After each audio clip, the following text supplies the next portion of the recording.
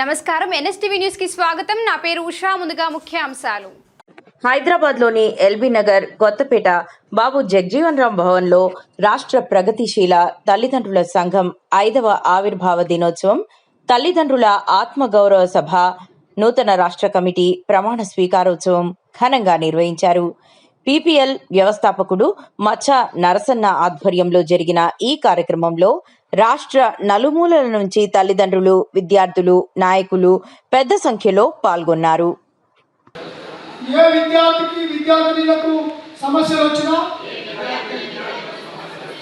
రాష్ట్ర కమిటీ సభ్యులుగా మేమందరము ఐక్యతాభావంతో కుల వివక్షత లేకుండా, పాఠశాల వివక్షత లేకుండా, కళాశాల వివక్షత లేకుండా ఐక్యతాభావంతో కలిసి పనిచేస్తామని, ఆడామగా తేడా లేకుండా అక్కా చెల్లెళ్ళ వలె పీపీఎల్ కుటుంబ సభ్యులుగా, స్వేర అనుబంధ సభ్యులుగా కలిసి పనిచేస్తామని ప్రమాణం చేస్తున్నాము. జై భీమ్, జై పీపీఎల్, జై స్వేరం. తల్లిదండ్రుల ఐక్యత, తల్లిదండ్రుల ఐక్యత. చదువుకుంటే నువ్వు చదువుకుంటే తెలుస్తుంది అద్దిరవన్న, చదువు బడికెళితే వస్తుంది వినరా చిన్న. నారే నన్నా నారే నన్నా నారే నన్నా నారే నారే నన్నా నారే నన్నా నారే నన్నా నారే. కొలిమూదే గాలి తుత్తి నీకు జాన ఇరప సుత్తి, గ్యాసు నూనెలంతరొత్తి అమ్మోరికి ఊదువత్తి, అమ్మోరికి ఊదువ. ఎలా తయారైతాయో అద్దిరవన్న, నువ్వు చదువుకుంటే తెలుస్తుంది వినరా చిన్న. చదువంటే భయమొద్దు అద్దిరవన్న, చదువు తొలిపొద్దు వెలుగంటిది వినరా చిన్న. నారే నన్నా నారే నన్నా నారే నన్నా నారే నారే నన్నా నారే నన్నా నారే నన్నా నారే. Okay, thanks to all.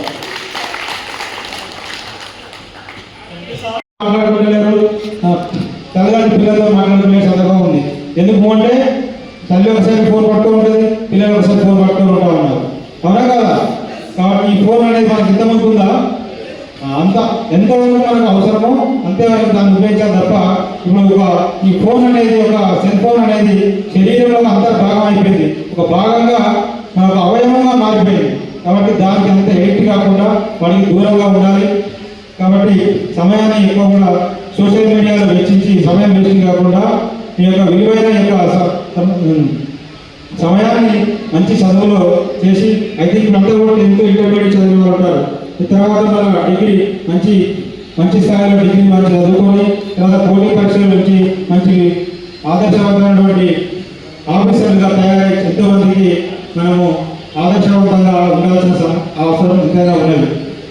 కాబట్టి తల్లిదండ్రులకు ఒకటే విజ్ఞప్తి, మీరు వారికి విద్యకు సంబంధించి ఎంతైనా తోడ్పాటును అందించండి.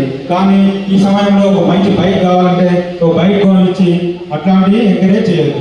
బైకులు కొనియడము, లావిష్ ఫోన్లు కొనియడము, ఆర్బీ ఫోన్ అని, ఈ ఫోన్, ఆ ఫోన్ అని అట్లా కాదు. మంచి పుస్తకాలు కొనియండి.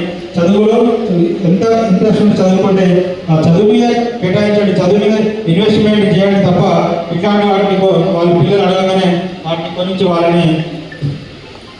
వాళ్ళని చెడు అటువైపు వెళ్ళకుండా చూసుకోవాల్సిన అవసరం ఎంత ఉంది. సో ఎక్కడ చక్కటి కార్యక్రమాలు ఏర్పరిచిన పెద్దలందరికీ కూడా నా యొక్క నమస్కారాలు. సో నిన్న వచ్చి చెప్పగానే ఖచ్చితంగా మీతో